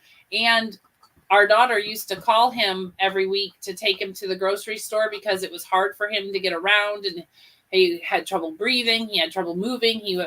Now he's like, oh, I just stopped and I just grabbed a few things. And he doesn't think about having to make an appointment to go to the grocery store because whenever he needs it, he just stops in and grabs it because he has so much energy. It's weird. Anyway. It's incredible. And, I hear all these people that have so many problems with their doctors. When I started, my doctor was 100% behind what I was doing. He didn't promote it. He was fantastic. When I told him I was doing, he said, and I asked him to do an A1C check on me. And it was the first time I remember ever having one done, even though I had gotten up to over 300 pounds at one point. And it was at 5.8. And I had gone back for a follow-up and we talked about it. He says, I had already lost like 20 pounds. He said, I'm not worried about you because you're doing what you need to do. Right. And within months, it was down to 5.4, then 5.1. And, it was like, and then when we moved, I have always been upfront with my doctors. This is what we're doing. Don't ask us not to because it's not going to change. And I stand my ground with these doctors. Yeah. I swear they hate to see me coming. It's good when you get that kind of support. We don't even bother with the primary care. We need a new primary care physician locally because we just knew that ours was a diabetic with heart problems. So I had gestational diabetes, and when I went for my checkup after having my child, he said, well, you're going to get diabetes. I said, no, I had gestational diabetes. That's not the same as diabetes. He goes, well, there's no way of stopping it now. Since you've had gestational diabetes, you will get diabetes. And I'm like, but what do I need to do to stop it? He had no answers for me. None whatsoever. And I'm like, I don't want to be a diabetic. Tell me what I need to do to not be a diabetic. And he's like, you're going to be one. That's all he told me. You will be a diabetic because you had gestational diabetes. And I'm like, I don't want this. Tell me what to do to not do it. And he had no answers for me. So he's diabetic and unhealthy and unable to give any kind of information. It's like if somebody is asking, what do I need to do so that I don't become a diabetic, and you don't have any answers, you need to start looking some stuff up. Start researching on your own. It's just, it baffles me how, for lack of a better word, how ignorant the medical community is when it comes to things. It's different sad. things. And we have relied on them in the past. To be honest. Yeah, to be honest. To be honest with us, but they don't know. Mm-hmm. Like, I can say, before I found keto, I didn't know that I didn't know. Right. But the doctors are still living in they don't know that they don't know. But why don't they know? This is their field. They need to know. They need to know what is healthy. Bye, Dee. Bye, Donna. Bye, Donna. Yeah, we're going to wrap up in the next couple minutes, too. I know I got to go get some sis. That's awesome. The reward for good eating isn't junk food. It's having the energy to engage in life's activities. Absolutely, Charlie. You hit the nail on the head. Brenda had said something back here. What's the difference if I toss crust in the trash or eat it and flush it down the toilet? That's right. The difference is if you eat it and flush it down the toilet, it will make your sugars go up first. Oh, believe me. And I can tell you how much it'll go up. Every time we would have pizza in the past, Brian's blood sugars would go up to over 500. 5. Wow. Yeah. That's insane. That's what the difference is. Yep. That's huge. It was crazy. No. Yep. Sean's going for a walk. Jack, don't you dare get in stuff. Thank you. How not to become type 2 diabetic sounds like something that should be taught to children in health class. Right. Yes. I wish I could Instead teach of it trying my to teach at kids school. sex education, teach them about the healthy things in life. Yeah. That I would wish be I could nice. teach it to my kids at school. All they do is goldfish crackers and graham crackers all day long. All day long. Here's the 4 or thing. 5 Medical snacks school a day. doesn't teach wellness. Yep. That is all right. Have a good night. Little Crafty, thank you for coming in. Evelyn and Karl, thank you so much. This has been great, You're like I welcome. knew it would be. And I will see you guys on Now that Friday. we figured out how to do it, we'll have to come visit you again. Because I think we Anytime. talked the whole time and didn't. Anytime. Just trying to shock the Any naysayers final who say you're going questions for through that Evelyn out. before we go? Do what? Are there any final questions for Evelyn? Or you. Oh, Or Karl. Thank you, Evelyn and Karl. See you Bye, all at Charlie. KPL. Thank you, Yeah. Charlie. Can't wait. Sean said, good evening. Awesome live. Thank you so much. It's all because of them. And you. I wouldn't have done it if you weren't so persistent. I did not beg. No, but you were persistent. I might have pleaded. Because you have such a great story. When am I going to put you on? You have a great story. That's right. And like when I started my channel, and my members that have been strolling across here, thank you so much. Evelyn, you are one of them. Thank you very much. Because I love you. And I love you guys too. But See you guys. everyone in the chat, thank you for joining us. I know it's Saturday. You could be doing way better things, but you wouldn't be having as much fun. So there's that. But you guys have a good night. See you all at KPL. Bye. And before then, after then, whatever, if you want to talk, if you're not friends with me on Facebook, just find me. Yes. Hang on one second, Karl. Everybody else have a great night, and we'll see you soon. Bye. Bye.